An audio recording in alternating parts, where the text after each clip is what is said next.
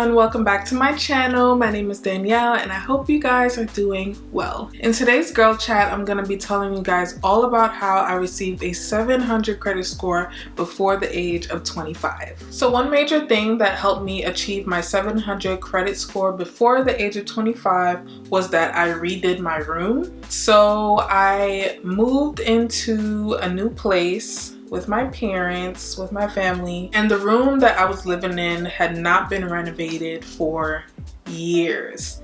So I had finally had my own room again, and I wanted to make sure that I was very comfortable in this room because I was going to be spending a lot of time in it, obviously. And I love design. I love interior design, so I wanted to test out, my skills on my room. I was financially stable to do it, but obviously I don't have a ton of money to just do everything one time. But the state that the room was in, I needed to make big purchases really quickly. So of course I had to open multiple credit cards in order to purchase some of the bigger purchases, because it just made sense to pay things off in portions instead of just spending $2,000 at one time.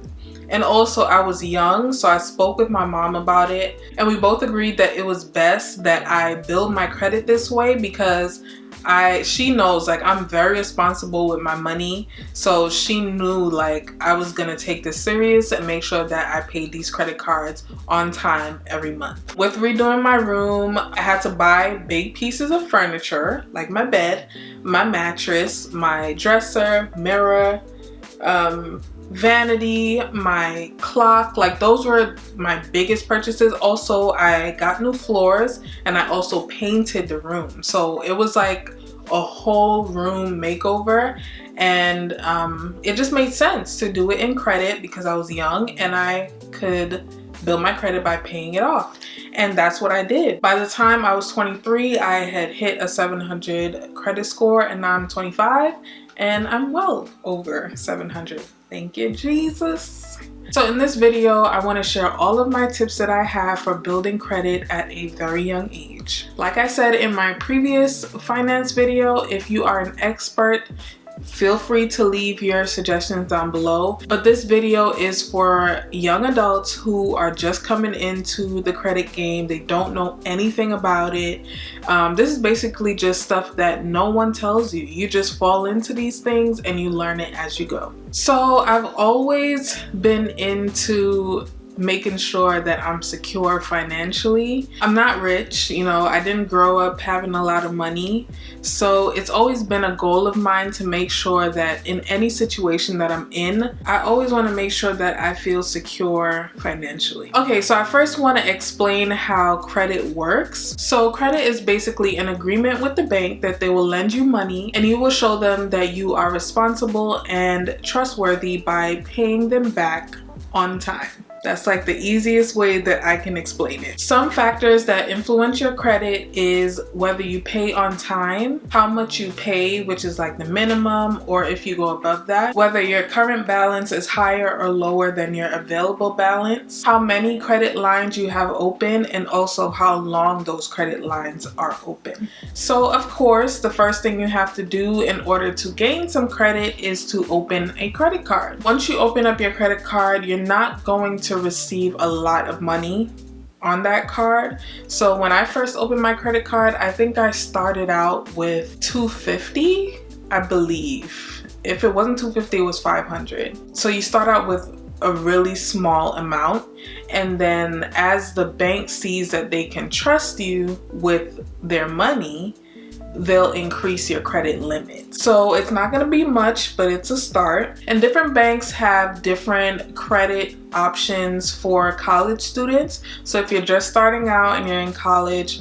it's best for you to do your research, look at multiple offers from banks and see which one fits you best. I also think that having a parent or a guardian research with you is very helpful, because obviously you don't know what you're doing. It's best that you have someone there that knows what they're doing or has like a better understanding to look at it with you and see, you know, what your options are. The next thing I did was I put a reoccurring purchase on my card. So I live in New York City, so we take public transportation. It's a normal process for everyone, and we use a Metro card. So I get a monthly Metro card to go back and forth on the train. That's what I put on my card to start off. So I knew that once I had that purchase on the card, I would have to pay every month. If you don't have a reoccurring purchase, just start out with using a certain limit on your card so that you keep the current balance to available balance ratio to a minimum. The current balance is the balance that you have to pay off. So that's the balance that you've used.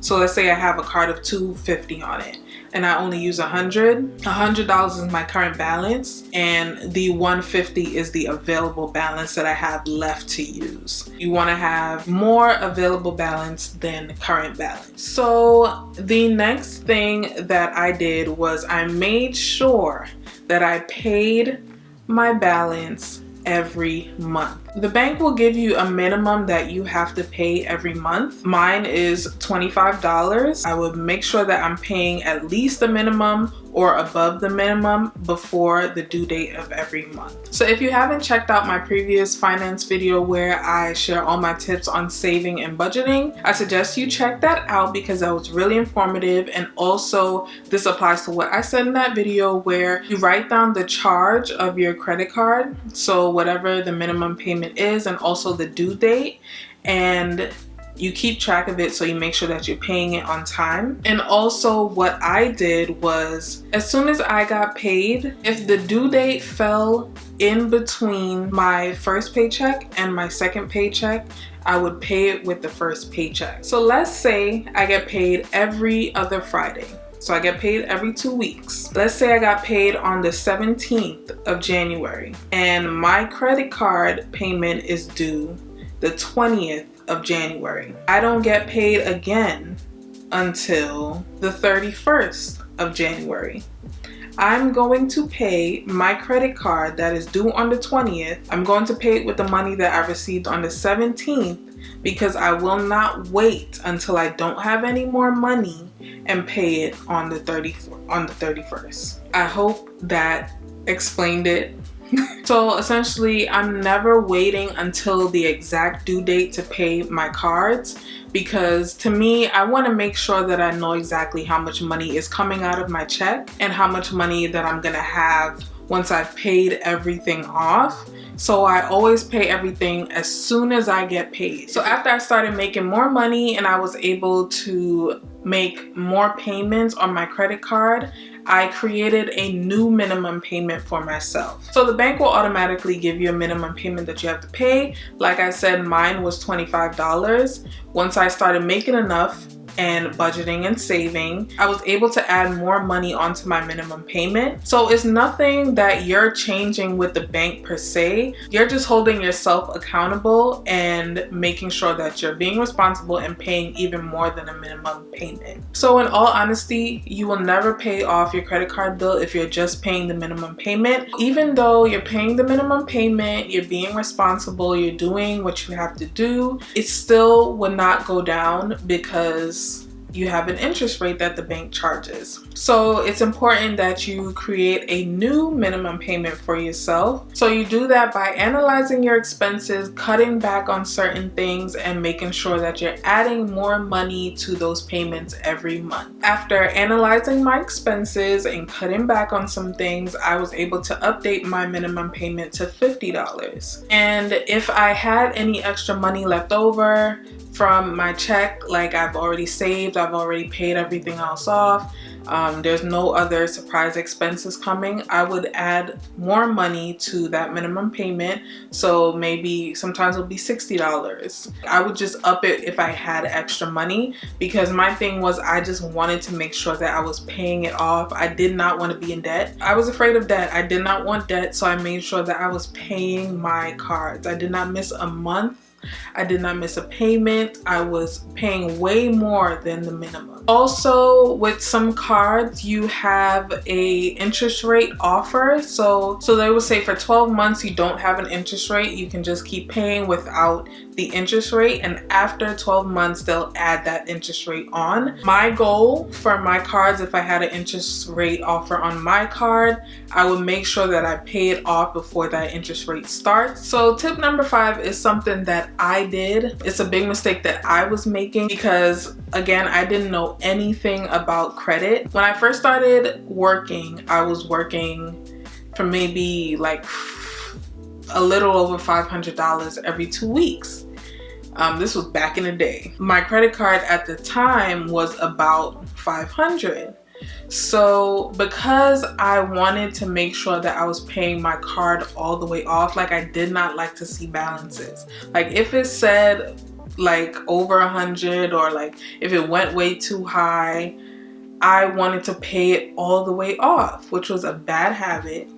And I would use my entire check to pay off my credit. And just saying this, I feel so dumb. I feel so stupid. You live and you learn. So I was talking to my mom one day and I was like, Mom, like this doesn't make any sense. I'm trying to make sure that I keep my balance down and I'm using my whole check to pay my credit card. And she looked at me like, what, ma'am? She was like, that you don't have to do that. As long as you are paying at least the minimum, you are good. You do not have to use your entire check or use most of your check to pay off your credit card. Do not do that because you'll just live off of credit. You'll just be paying credit. So your credit card should not be one of the biggest expenses in your budget. It should also not take up majority of your income. So don't be like me. Don't spend your whole check on your credit card. Make sure you are paying the minimum. If not, pay more than the minimum, and just make sure that you're paying it on time. So over time, with increase of income and also increase of your credit limit and credit score, you'll be able to open up more credit lines and you'll also be able to pay your credit cards off faster. Also, the bank is going to increase your credit limit once they see that you are trustworthy, that you are paying your payments on time, and also that you're not opening too many credit lines too fast, like all at once. So my next tip is never let that credit limit or that credit score get to your head. It is very important that you continue to keep the amount of credit in use to a minimum by setting a spending limit and always paying it off. It's gonna be so tempting once you see that your credit limit is going up, your credit score is going up, they're sending you pre-approved offers in the mail. You're gonna feel like, ooh, I'm financially stable, I could do this. No, do not do it, okay? Don't do it. If you're not responsible and you're not disciplined, I do not recommend getting more than one credit line at one time. Train yourself with one credit card first, and then down the line, if you see that you're doing a good job and you're not really fazed by your credit score or your credit limit increasing, then I would say open up more. Because let's say you have 5 credit cards. Having 5 credit cards and the amount of credit in use is very low, that's great. But if you have 5 maxed out credit cards, that is not good at all. So if you are not disciplined and you're not able to keep the credit balance to a minimum, do not do it. Wait until you feel like you are disciplined, like you know you're disciplined, and then go ahead and open another one. But until then, stick with one. Build your way up, take your time, do it the right way. You wouldn't have any issues buying a house, getting a car, you know, big purchases like that. That's what the bank uses to see if you are trusted with a lease or a mortgage or you know, something like that. So that is it for this video. I hope you guys enjoyed. I hope you guys learned something about credit. Again, this is for beginners, so if you're just starting, this is like just the beginning of it. I know there's so much more that I don't know that I'm gonna learn, just like you guys. So if you have any other tips, leave them down below. I would love to hear it. But that is it. Thank you guys so much for watching. Please make sure you like, comment, subscribe, and I'll see you guys in the next one. Bye. I wanna be with you always, 'cause that is what my heart says. That's what my heart says. I wanna